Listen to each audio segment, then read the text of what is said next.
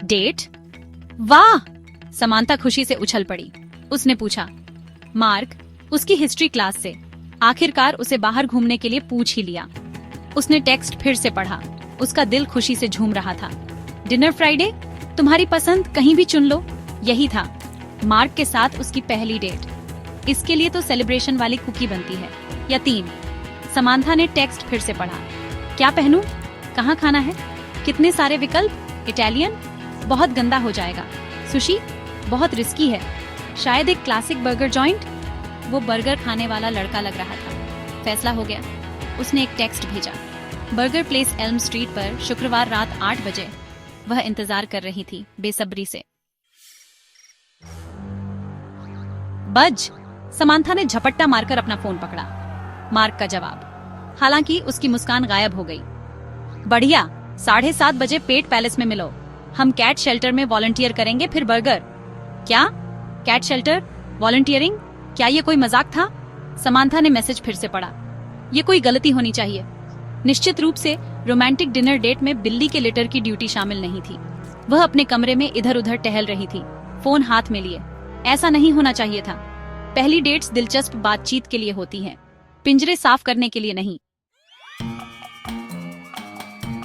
वो क्या चाहता है? क्लोई, समांथा की सबसे अच्छी दोस्त, चीखी। एक कैट शेल्टर पहली डेट पर? वे समांथा के बिस्तर पर पसरी हुई थीं। चारों ओर कपड़ों के ढेर लगे थे। मुझे पता है ना? समांथा रोई।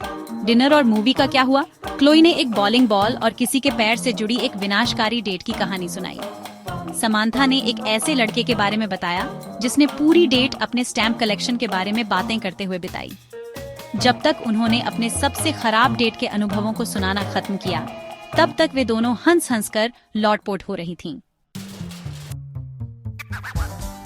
हमें एक प्लान चाहिए, क्लोई ने शरारती निगाहों से चमकते हुए घोषणा की।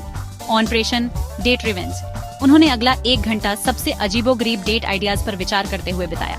Taxidermy museum, clown college tour, competitive thumb wrestling tournament. अंत में उन्होंने अपने शीर्ष 10 सबसे खराब डेट आइडियाज की एक सूची तैयार की और उसे मार्क को भेज दिया, यह दिखावा करते हुए कि यह एक मजेदार get to know you game है। क्लोई को यकीन था कि उसे इशारा मिल जाएगा। हालांकि समांथा सोचने लगी थी कि शायद लिटर बॉक्स साफ करना इतना बुरा नहीं होगा। शुक्रवार शाम आ गई। समांथा खुद को पेट पैलेस के बाहर खड़ी पाई। उसके पेट में घबराहट की गांठ थी। उसने गहरी सांस ली और दरवाजा धक्का देकर खोला।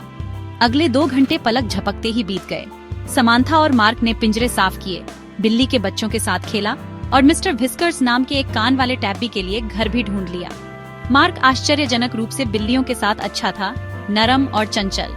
बर्गर खाते हुए उन्होंने अपने पसंदीदा जानवरों के बारे में कहानियां साझा की और शेल्टर में देखी गई अफरा तफरी के बारे में हंसे। समांथा ने महसूस किया कि उसे मजा आ रहा था। वह वास्तव में मार्क की कंपनी का आनंद ले रही थी। हो सकता है कि यह वह डेट नहीं थी जिसकी उसने कल्पना की थी, लेकिन यह निश्चित रूप से यादगार थी और उसे स्वीकार करना पड़ा। बिल्लियों को पसंद करने वाले लड़के में कुछ अजीब तरह का आकर्षण था।